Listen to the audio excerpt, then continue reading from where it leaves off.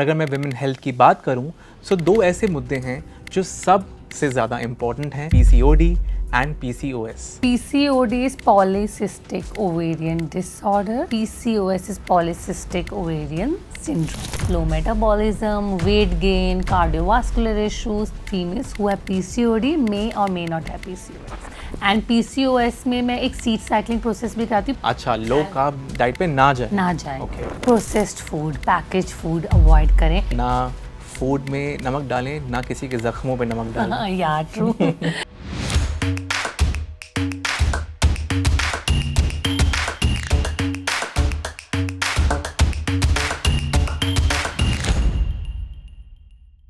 हाय, मैं हूं चिन्मय और आप देख रहे हैं only my health. Women health हर एक महिला के लिए एक बहुत ही इम्पॉर्टेंट टॉपिक है। और अगर मैं विमेन हेल्थ की बात करूं तो दो ऐसे मुद्दे हैं जो सबसे ज़्यादा इम्पॉर्टेंट हैं एंड आई थिंक हर कोई इससे एग्री करेगा, which is PCOD and PCOS. ये दोनों फैक्टर्स जो हैं वो जेनेटिक्स से इफ़ेक्ट होते हैं, हमारे लाइफस्टाइल से इफ़ेक्ट होते हैं, ओबेसिटी से इफ़ेक्ट होते हैं और हमारी डाइट जो है उससे भी इफ़ेक्ट होते हैं।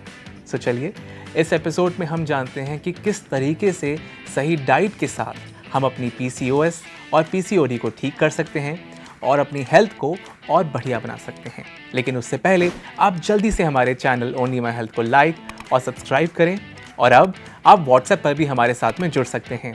स्क्रीन पर दिखाए जा रहे बार कोड को स्कैन करें और पाएं हेल्थ और फिटनेस से जुड़ी हर विश्वसनीय जानकारी। Vidhi, welcome to our show. Thank you Chinmay for having me. Vidhi, मैं हर बार आपसे ये पूछता हूँ, आपको कैसा लगता है? सेम आंसर बोल के बहुत अजीब लगता है। मैंने इस बार सोचा था कि कुछ और सोच के आऊँगी, मैं एंड अप रिप्लाइंग सेम, दो तीन चीज़ें। चलिए, इंट्रो सेम हुआ तो क्या हुआ विधि, बट हम शॉर्ट टॉपिक डिफरेंट है और इसमें हम जो बात करने वाले हैं वो तो बहुत ही डिफरेंट है। तो अगर मैं आपसे सबसे पहले ये पूछूं विधि कि पीसीओडी और पीसीओएस में क्या डिफरेंस है, आप मुझे उसके बारे में बताइए। So PCOD is polycystic ovarian disorder and PCOS is polycystic ovarian syndrome. ठीक है, पॉलीसिस्टिक मतलब बहुत सारे सिस्ट हैं ओवरीज में। ओके, सो उसमें वो चीज़ है। Second, PCOD is mostly confined to the structure of the ovary. Ovary का स्ट्रक्चर थोड़ा डिस्टर्ब हुआ है। बट PCOS में उससे आगे बढ़ जाता है। Syndrome means it cover lot of things like हमारे हेरोटिज्म, एक्सेस हेयर ग्रोथ होने लग जाती है, फेशियल हेयर्स एंड ऑल, आपका इरेगुलर पीरियड्स शुरू हो जाते हैं या एक्ने इश्यूज हो जाते हैं। The more symptoms you start getting. So you can also say the females who are having PCOS do have PCOD, but females who have PCOD may or may not have PCOS. और मुझे एक बात बताइए कि जो ये PCOS है ये किस तरीके से एक विमेन की मेटाबॉलिज्म को इफेक्ट करता है और ओवरऑल हेल्थ पे प्रभाव डालता है? It majorly affects the female metabolism. जो PCOS जब आपको होता है तो सबसे पहले insulin resistance comes in your life and hormonal imbalance. When these two things comes in your life, then gradually leads to low metabolism, weight gain, cardiovascular issues and many more issues in the future. तो इस PCOS को manage करने के लिए क्या कुछ general dietary guidelines हैं जो आप हमारे व्यूवर्स को बताना चाहेंगे? जब PCOS आपको होता है तो आप एक तो अपनी जो डाइट है, फर्स्ट हमेशा ध्यान रखें कोई भी कंडीशन हो, it revolves around balance diet.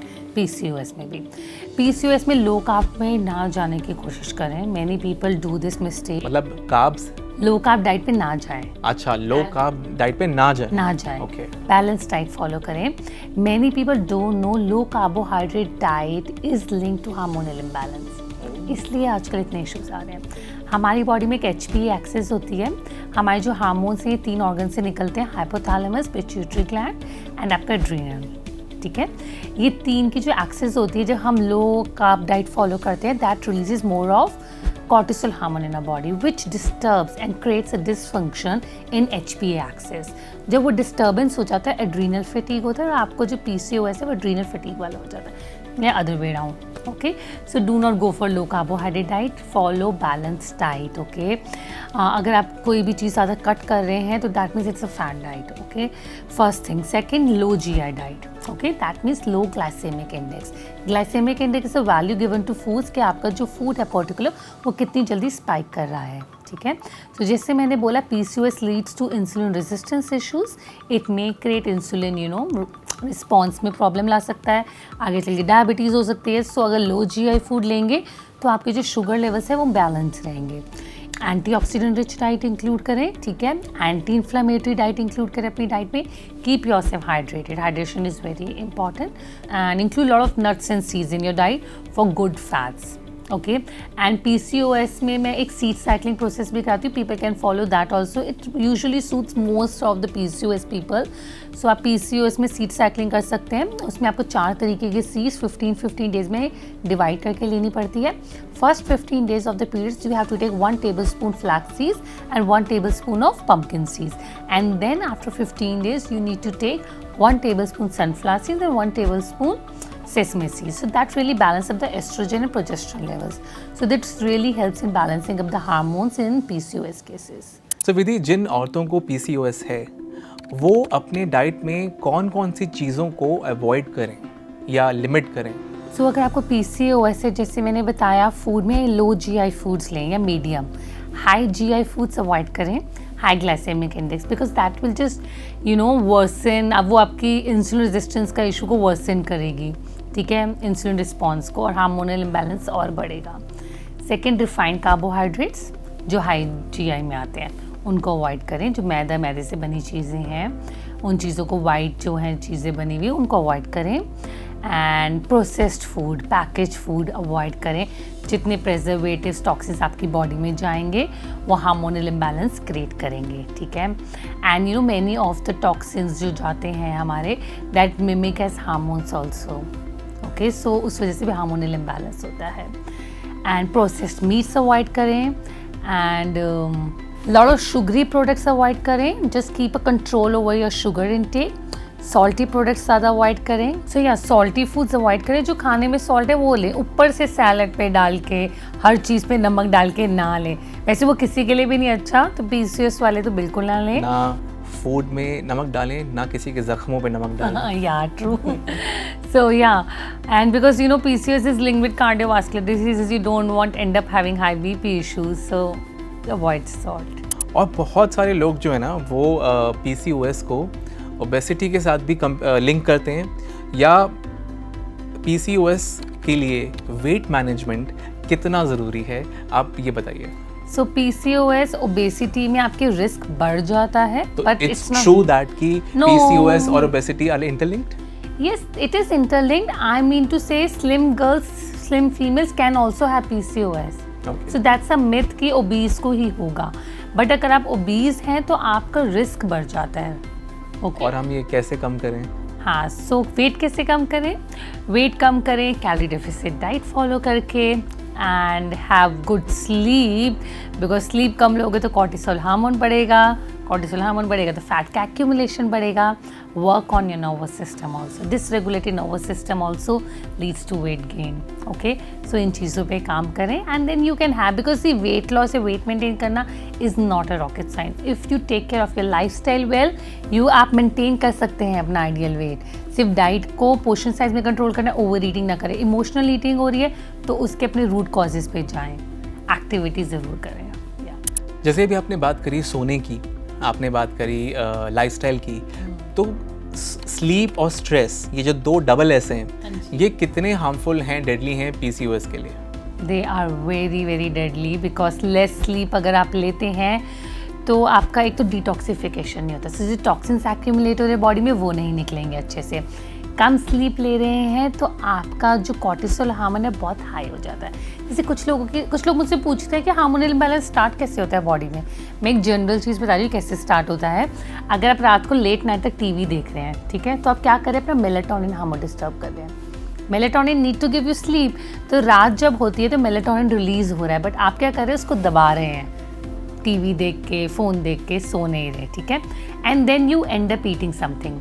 रात के टाइम इंसुलिन ने ड्रॉप करना है, बट आप क्या कर रहे हो, इंसुलिन को बढ़ा रहे हो, ठीक है, खाकर। तो 2 हार्मोनल इम्बैलेंस यहीं पे कर दिए।